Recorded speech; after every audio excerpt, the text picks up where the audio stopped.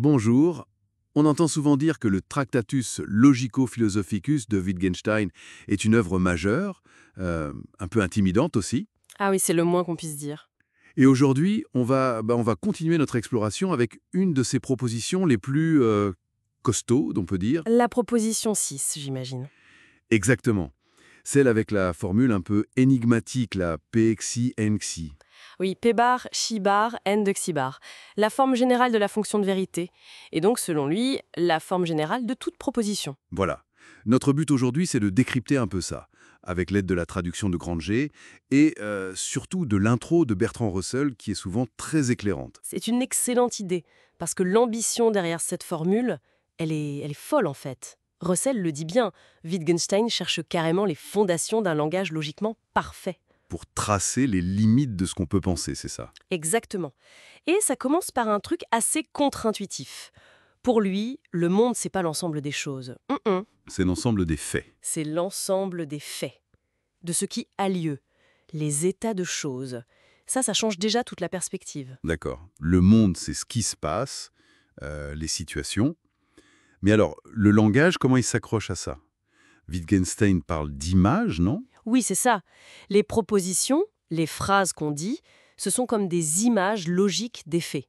Des Bilder, c'est le mot allemand qu'il utilise. Des images logiques. Oui, une proposition représente un fait, parce qu'elle partage avec lui une structure commune, une forme logique en fait. Un peu comme une carte routière représente un territoire. Hmm. Elle a une structure similaire. C'est une bonne analogie, oui. La carte et le territoire partagent une structure spatiale. Là, la proposition et le fait partagent une structure logique. Intéressant. Mais alors, cette structure, cette forme logique commune, on peut la décrire, on peut la mettre en mots. Hein? Et c'est là que ça devient vraiment subtil. Pour Wittgenstein, cette forme logique, Oui. on ne peut pas la dire, on ne peut pas l'exprimer dans le langage lui-même. Ah bon? Mais alors comment on la connaît? Elle se montre, elle se révèle à travers la façon dont le langage fonctionne quand on l'utilise correctement. C'est la distinction cruciale entre le dire et le montrer. Le dire et le montrer. D'accord. Donc la philo, ce n'est plus de dire des vérités sur le monde. Disons que son rôle principal pour Wittgenstein à ce moment-là, c'est de clarifier le langage, de comprendre ses mécanismes, ses limites. C'est une activité, pas une doctrine. Une clarification. Et la proposition 6, elle arrive là. Exactement.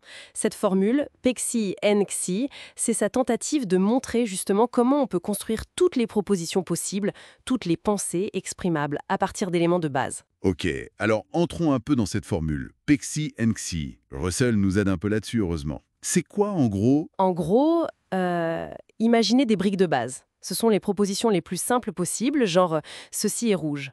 Des faits atomiques. D'accord. Les briques élémentaires. Par le N, la négation jointe, qui permet de construire n'importe quelle phrase complexe. Une seule opération. Pour tout construire. Oui, en appliquant cette opération de négation sur des sélections de propositions, encore et encore, on peut générer toute la complexité du langage et de la pensée. C'est assez radical comme idée de réduction. Carrément. Et ça, quelles conséquences, cette vision? Une conséquence énorme, c'est sur le statut de la logique elle-même. Les vérités logiques, vous savez, du genre il pleut ou il ne pleut pas, Oui, des évidences, quoi. elles se révèlent être ce qu'il appelle des tautologies, des phrases qui sont toujours vraies, peu importe comment elles mondent. Elles sont toujours vraies. Mais elles ne disent rien sur le monde réel, alors. Si je dis « il pleut » ou « il ne pleut pas », ça ne m'aide pas à savoir si je dois prendre mon parapluie. Exactement. Elles sont vides d'informations factuelles. Mais, attention, elles ne sont pas inutiles pour autant. Hein. Qu'est-ce qu'elles font, alors? Elles montrent quelque chose. Elles montrent la structure logique du langage et, par reflet, du monde. L'échafaudage, la charpente, quoi. Les règles du jeu. D'accord, je crois que je saisis mieux. Donc, si je résume, le monde, c'est un ensemble de faits. Nos phrases, ce sont des images logiques de ces faits, partageant une structure. Oui, Cette structure, on ne peut pas la dire, elle se montre. Et toute pensée complexe naît d'une seule opération logique fondamentale, c'est ça la proposition 6. c'est une très bonne synthèse. Et du coup, la logique pure, ce sont ces tautologies, vides de contenu, mais qui révèlent cette structure sous-jacente. C'est tout à fait ça. Et tout ça, ça trace une frontière, une limite très claire. La limite de quoi? La limite de ce qu'on peut dire avec sens, ce qui relève des faits descriptibles. Et au-delà de cette limite, Il y a quoi? il y a l'éthique, l'esthétique, le sens de la vie. Tout ce qui ne relève pas de la description de comment le monde est. Pour Wittgenstein, c'est transcendantal. C'est le domaine du mystique. Le fameux « ce dont on ne peut parler, il faut le taire ». Voilà, le mystique, ce n'est pas comment est le monde, mais le simple fait qu'il soit. C'est indicible. Ce qui nous amène à sa conclusion un peu paradoxale. Il dit qu'il faut comprendre ses propres propositions, celles du Tractatus. Et puis les dépasser, les jeter, comme on jette une échelle après être monté. Une fois qu'on a vu les limites du langage, il faut accepter le silence sur ce qui est au-delà. C'est assez vertigineux. Très vertigineux. Et d'ailleurs, ce silence, tout le monde ne l'a pas accepté. Russell lui-même, dans son introduction, il soulève une question. Laquelle? Il se demande si cette limite est vraiment absolue. Est-ce qu'on ne pourrait pas imaginer une hiérarchie de langage? Un métalangage qui pourrait décrire la structure logique du langage-objet. Ah, intéressant.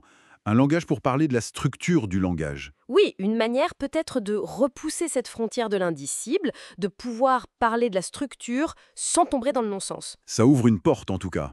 Une piste de réflexion pour ne pas rester complètement muet face au mystique peut-être. C'est une question qui reste ouverte et qui montre bien que même une œuvre aussi radicale que le Tractatus continue de faire débat.